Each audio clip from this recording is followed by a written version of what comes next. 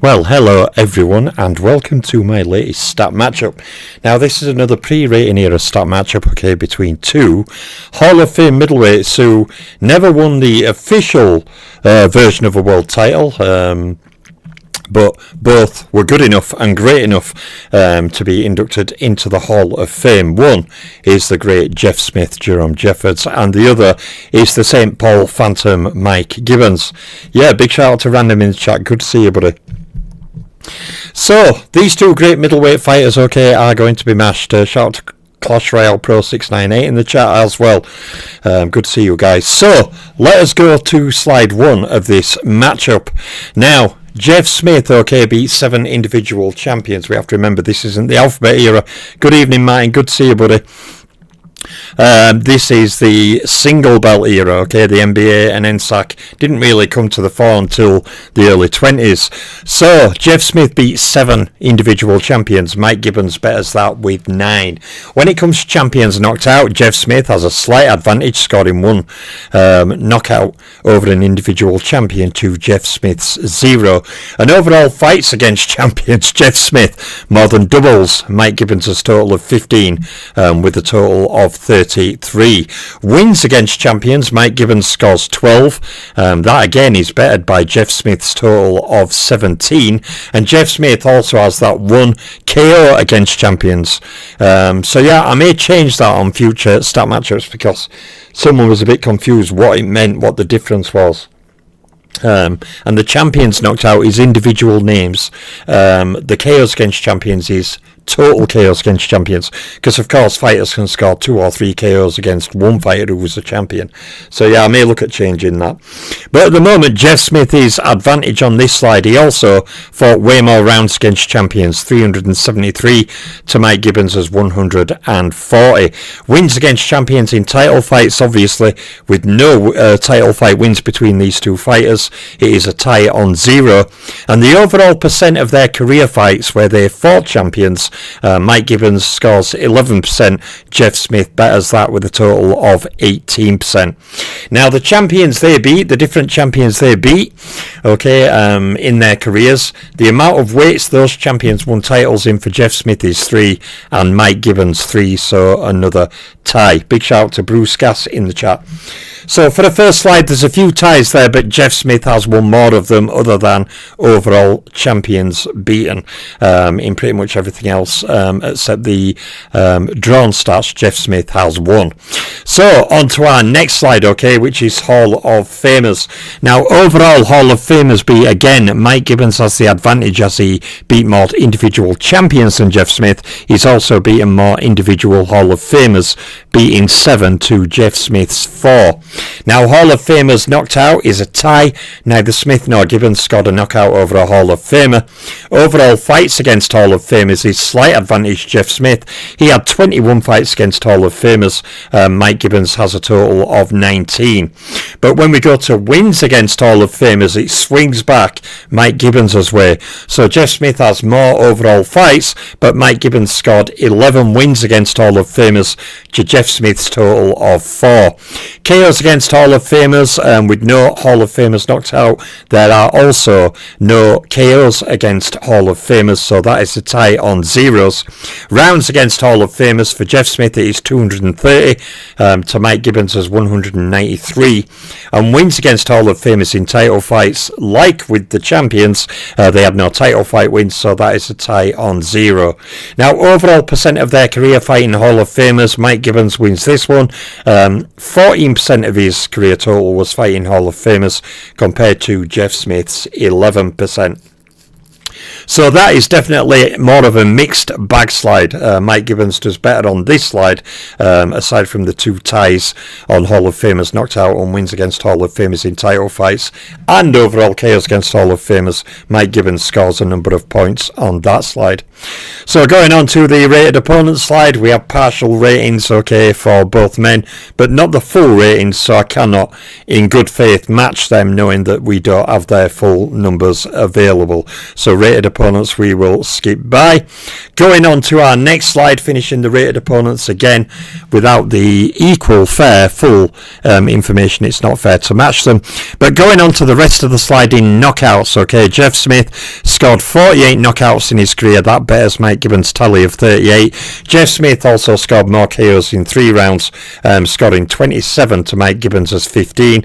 And Jeff Smith scored 6 first round wins compared to Mike Gibbons' 4. So Jeff Smith has more overall KOs in those 3 categories. Now on the percentages, Mike Gibbons actually has a slightly higher overall career knockout percentage with 28% to Jeff Smith's 26%. Percent of career, they scored knockouts in 3 rounds. Jeff Smith has advantage here with 14% to Gibbons' 11%. And percent of their career where they scored first round KOs is a tie, both on 3%. So overall in the KO stats, Jeff Smith slightly betters Mike Gibbons. So going on to our next slide again, title fights. Neither of these fighters, as I explained, captured a world title. Neither of them was also awarded a world title. So they are fully tied on all stats across this title fight slide. So going on to our next slide, okay, world titles won. Again, it is a complete tie. Neither fighter won a world title. So again, all 6 of these stats are a tie with zeros.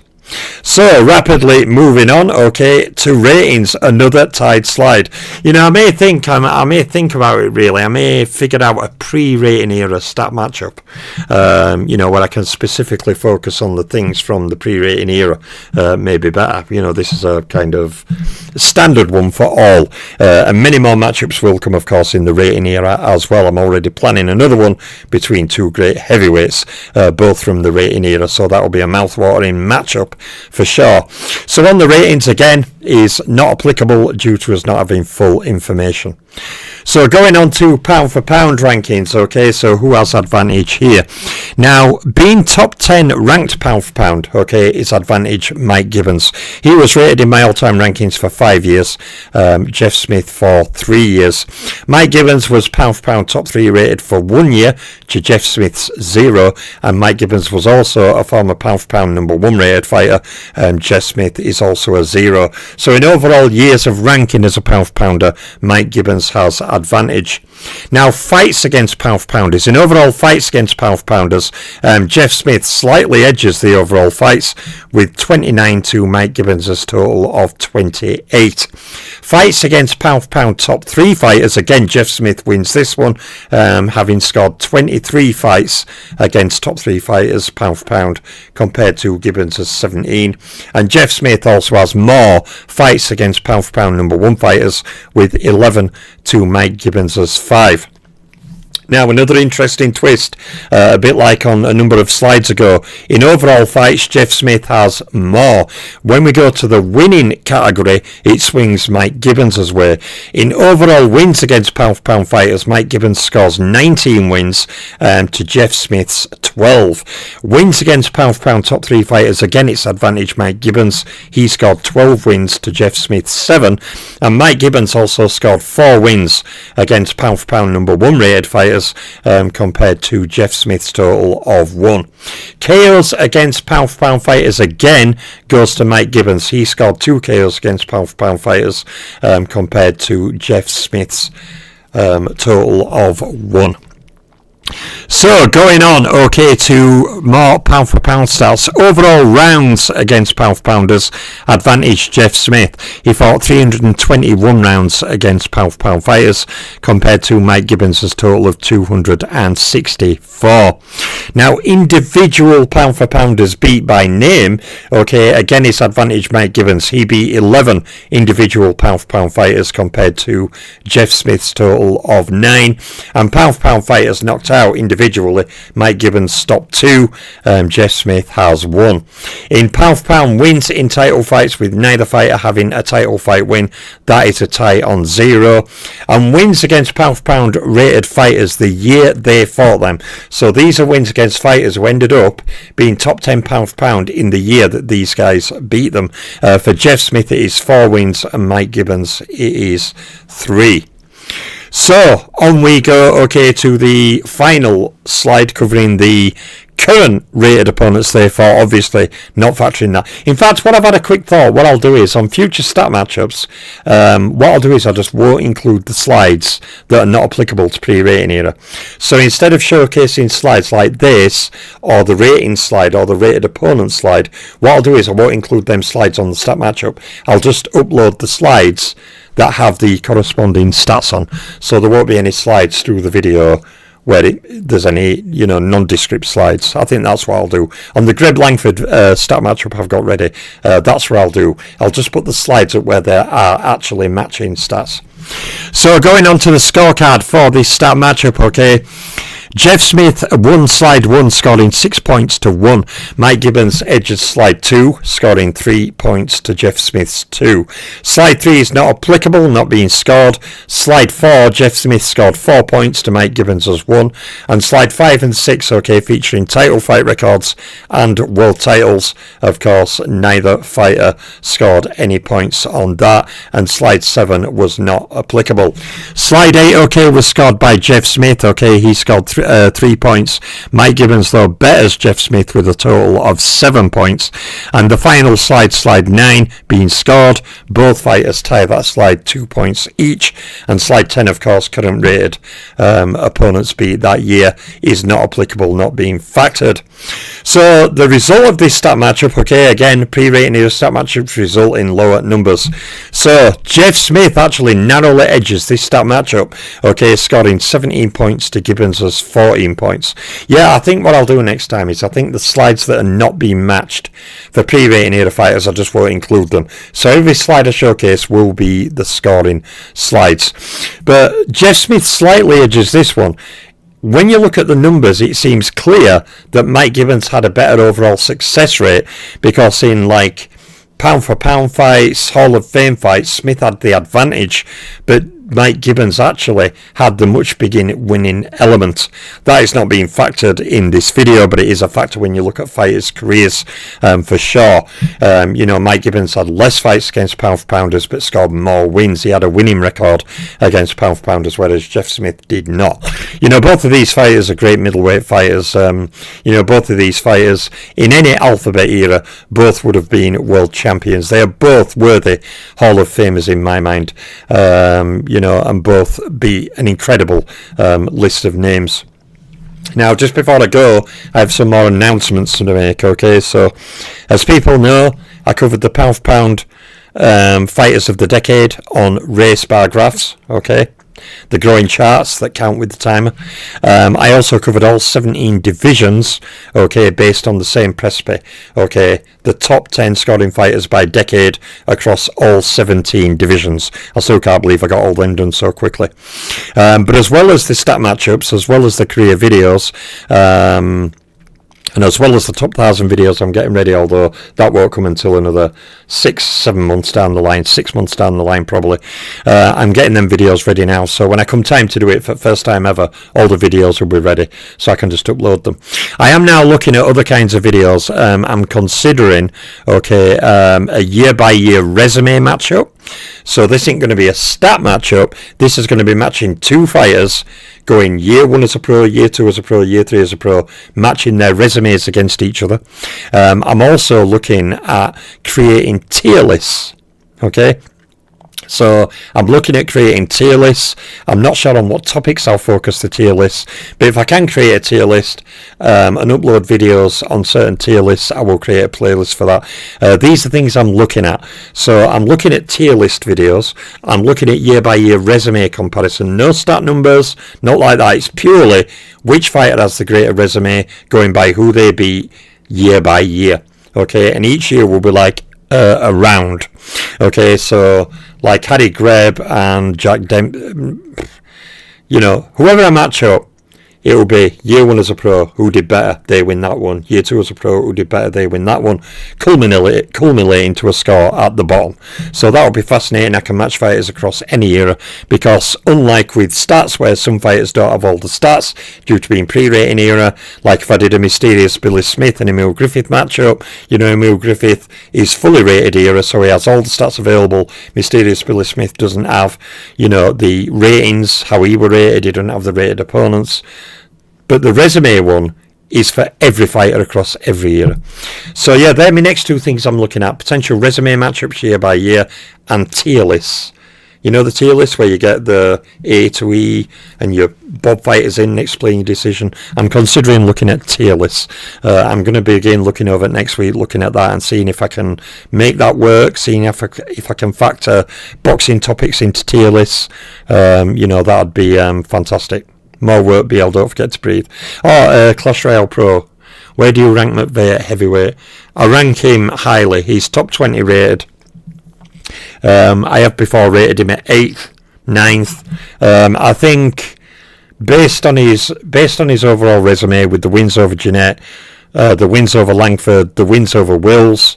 He fought Wills 5 times. He lost 3, but he also won 2 of them, including in one-up fights, having Wills on run trying to survive.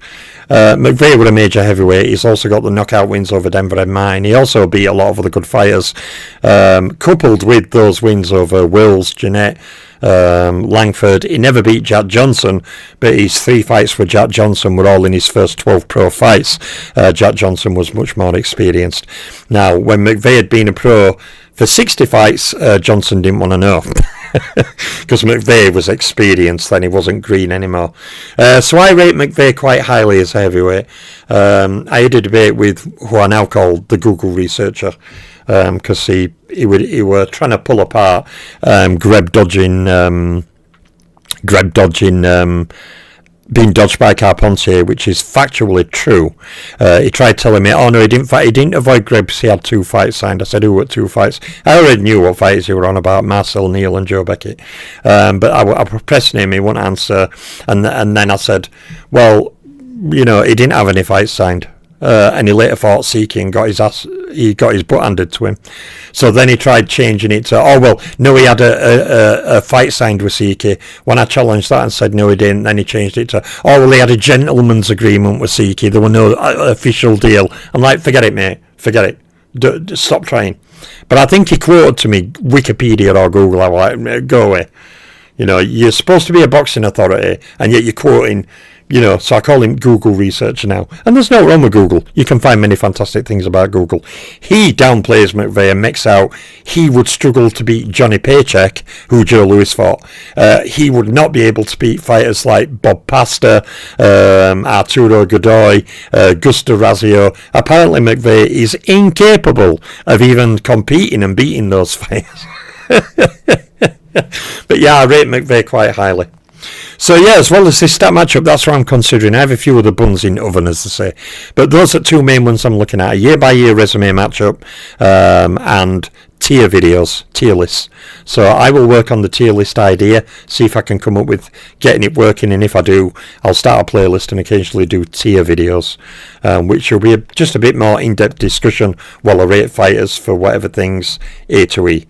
That's what I'll do, and I'll think some topics, but I've got to work out the format first, make sure it's doable, and then I'm also going to look at those year by year resume matchups. It'll be fascinating actually, getting a fighter who many people parade as a great fighter, like Jose Napoles, and he was a great welterweight, but matching his resume year by year against fighters like Rosenblum, or matching him against other fighters, it's going to be interesting how certain fighters' resumes hold up to the giant resumes. But we'll see how that goes. So anyway, I will leave you on this stat matchup. Quite low scoring. If I remember, the Greb Langford one is higher scoring. But it is who you got, Sanchez or Torres. I'm not really 100% sold on Torres yet. Sanchez kind of got, a bit, not exposed by Caballal, but is that the Sanchez-Torres fight you're talking about? Yeah, I'm not sure. But I don't think whoever wins it will be winning a world title anytime soon. So anyway, yeah, I will leave it there, guys. So there's my latest stat matchup. I am going to get to work now on another video I'm typing up for my upcoming top 1000 later this year. So I'll say a big shout out to everyone in the chat. Those update new types of video will come, and like with always, you'll know if they're coming because I'll create a playlist. I always create a playlist prior to uploading the new types of videos. So tier list videos, I'll create a tier list playlist, and I'll create a resume year by year playlist. So that's what I'll do, but I'll keep everyone posted anyway. So everyone take care. I'm Boxing Librarian. I'm out for now.